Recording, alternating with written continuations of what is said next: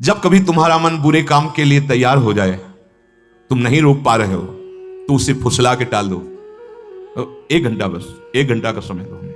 1 घंटे के बाद हम आपका कहा मान लेंगे, और उस 1 घंटे में नाम कीर्तन शुरू कर दो। वो शांत हो जाएगा, विचार बदल जाएंगे।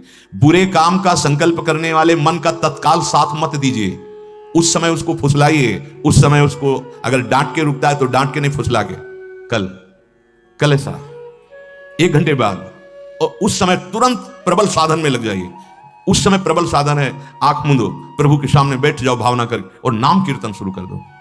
वो समय टल गया, वो शांत हो जाएगा, वो शांत हो जाए। हम लोग असावधान हो जाते हैं, जहां वो अपने स्वरूप में अर्थात काम क्रोध आदि के वेग में आया मन, तो हम तुरंत उसका साथ दे देते। नहीं, उससे समय मांगिए, उसको समय में फंसाइए, अंतराय दीजिए। लेकिन यदि भजन में डूब रहा हो तो सब छोड़ दीजिए, उसी समय डूब जाइए।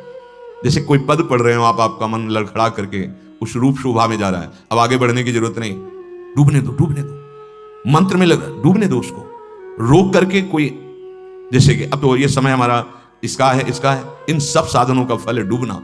अगर हमारा मन डूब रहा है मंत्राकार, तो हम समाज में बैठे हैं मंत्राकार होते। हमारा मन किसी पद की पंक्ति में फंस गया, अब फंसे रहने दो, सब चल रहा है, हम अंदर से उसी में। ये किसी को दिखाने की बताने की बातें नहीं, लेकिन यदि बुरी भावना में फंस गया तो अंतराय दीजिए, तत्काल उसका साथ मत दीजिए मन का, उसको अंतराय में रखिए। जहां उपासक इस तरह से अभ्यास करके प्रभु में अभिन्न भाव प्राप्त कर लेता है, किशोरी तो किशोरी मात मानो, तस्मिन तज्जने भेदा भावात, प्रभु और प्रभु के जन्म में इतना भी भेद नहीं रह जाता, वो भगवान का स्वरूप हो जाता है।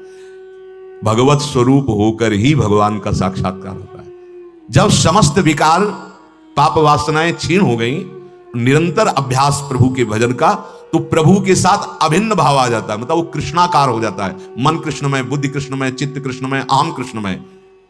अब वो प्रभु के द्वारा ऐसे ग्रसित हो जाता है कि केवल कृष्ण, केवल कृष्ण, उठते बैठते चलते फिरते हर समय अपने इष्ट देव के साथ। ये स्थिति जैसे भगवान शंकर ने इशारा किया, एक, जब तक अनेकता में वृत्ति है तब तक मेरा साक्षात्कार नहीं, एक, तब, क्योंकि एक ही बहुश्यामा में गया, बहुश्यामा से लौटाल कर एक में आना ही साधना है।